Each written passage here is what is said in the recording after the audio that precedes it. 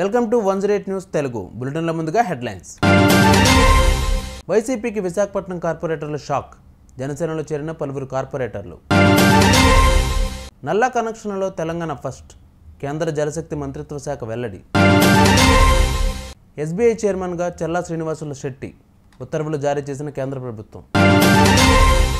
కోడంగల్ ఎత్తిపోతలకు టెండర్లు. ఒలింపిక్స్లో భారత్కు దక్కనున్న మరో పథకం. ఫైనల్కు చేరిన రెజ్లర్ల వినేష్ ఫోగాట్. గ్రేటర్ విశాఖ మున్సిపల్ కార్పొరేషన్కు చెందిన పలువురు వైసీపీ కార్పొరేటర్లు ఆ పార్టీకి షాక్ ఇచ్చారు. విశాఖ దక్షిణ ఎమ్మెల్యే వంశీకృష్ణ శ్రీనివాస్ యాదవ్ ఆధ్వర్యంలో జనసేన పార్టీలో చేరారు. మంగళగిరి పార్టీ కేంద్ర కార్యాలయంలో మంగళవారం నాడు పార్టీ అధినేత డిప్యూటీ సీఎం పవన్ కళ్యాణ్ వారికి పార్టీ కండువా కప్పి సాదరంగా ఆహ్వానించారు. జీవీఎంసీ 42, 43, 47, 59, 77వ వార్డు కార్పొరేటర్లతో పాటు పలువురు మాజీ కార్పొరేటర్లు కూడా కనకమహాలక్ష్మి ఆలయ మాజీ చైర్మన్ కర్రిపోతల ప్రసాద్, లోక్సత్తా జోనల్ మాజీ నాయకుడు మంచిపల్లి సత్యనారాయణ తదితరులు జనసేన తీర్థం పుచ్చుకున్నారు. జనసేన పార్టీలో జాయిన్ అయిన వైసీపీ పార్టీ నుంచి వచ్చిన కార్పొరేటర్స్ అందరికీ జనసేన పార్టీ తరఫు నుంచి మీకు మనస్ఫూర్తిగా మీకు హృదయపూర్వక స్వాగతం పలుకుతున్నాను. మీ అందరికీ మనస్ఫూర్తిగా మీ అందరినీ జనసేన కుటుంబానికి ఆహ్వానిస్తున్నాను. అందులో చాలామంది నాకు తెలిసిన వాళ్ళు, ఉదాహరణకి పేడిశెట్టి ఉషశ్రీ గారికి, అలాగే నా స్నేహితుడు ఆనంద్ సాయి గారి కజిన్కి చాలామంది నాకు వ్యక్తిగతంగా కొంతమంది తెలుసు, పార్టీ పరంగా కొంతమంది తెలుసు, గతంలో జనసేనలో కూడా చేశాను. మరి మనస్ఫూర్తిగా మిమ్మల్ని జనసేనలోకి ఆహ్వానిస్తూ ఉన్నాం. గత 10 yearsగా ఫస్ట్ టైం డిప్యూటీ సీఎం ప్రమాణ స్వీకారం చేసి ప్రభుత్వ బాధ్యతలు తీసుకున్నాక ఇదే ఫస్ట్ జాయినింగ్ అనుకుంటా, పొలిటికల్ జాయినింగ్. సో నాకు ఇష్టమైన వైజాగ్తో మొదలైంది.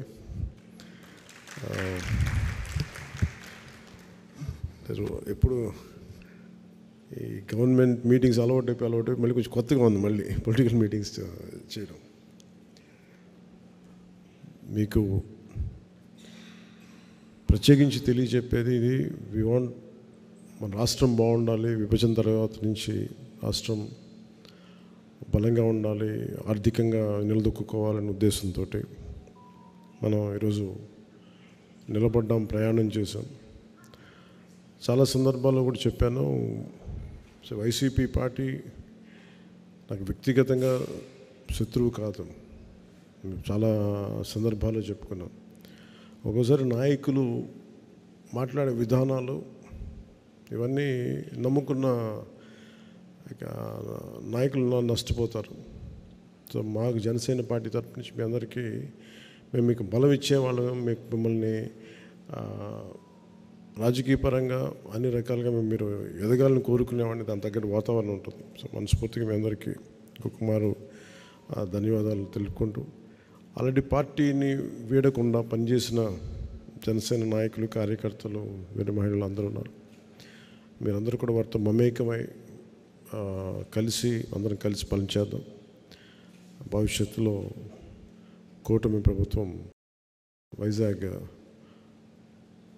కార్పొరేటర్ ఎన్నికల్లో మనం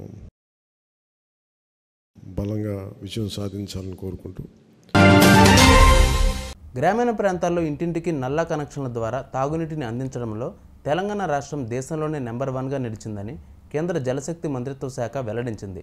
దేశంలోని పెద్ద రాష్ట్రాల్లో 2021 నాటికే 100% ట్యాప్ కనెక్షన్ ద్వారా తాగునీటిని అందించిన రాష్ట్రంగా ఖ్యాతి గడించిందని కేంద్ర జలశక్తి మంత్రిత్వ శాఖ సోమవారం రాజ్యసభకు వెల్లడించింది. బీఆర్ఎస్ ప్రభుత్వం ప్రతిష్టాత్మకంగా చేపట్టిన మిషన్ భగీరథ పథకం ద్వారా ఇంటింటికి నల్లా కనెక్షన్ల కార్యక్రమం చేపట్టింది. భారతీయ స్టేట్ బ్యాంక్ కొత్త చైర్మన్గా తెలంగాణ వ్యక్తి చల్లా శ్రీనివాసులు శెట్టిని నియమిస్తూ కేంద్ర ప్రభుత్వం మంగళవారం ఉత్తర్వులు జారీ చేసింది. బాధ్యతలు చేపట్టిన నాటి నుంచి 3 ఏళ్ల వరకు ఆయన ఈ పదవిలో కొనసాగుతారు. ప్రస్తుతం శెట్టి ఎస్బీఐ ఎండీగా విధులు నిర్వహిస్తున్నారు. ఈ నెల 28తో పదవీకాలం ముగియనున్న ప్రస్తుత చైర్మన్ దినేష్ ఖారా స్థానాన్ని శెట్టి భర్తీ చేస్తారు. శ్రీనివాసులు శెట్టిని ఎస్బీఐ చైర్మన్గా నియమించాలన్న ఆర్థిక సేవల డిపార్ట్మెంట్ ప్రాతిపదికను appointments committee of the cabinet ఆమోదించింది. కరువు పీడిత ప్రాంతమైన ఉమ్మడి పాలమూరు జిల్లాలోని నారాయణపేట, కోడంగల్ ప్రాంతాలకు కృష్ణా జలాలు అందించేందుకు ఉద్దేశించిన నారాయణపేట, కోడంగల్ ఎత్తిపోతల పథకానికి ప్రభుత్వం మంగళవారం టెండర్లు పిలిచింది. 2260.85 కోట్లతో 2 ప్యాకేజీల కింద పనులు చేపట్టనుంది. 2026 ఆగస్టు నాటికి వీటిని పూర్తి చేయాలని లక్ష్యంగా నిర్దేశించింది.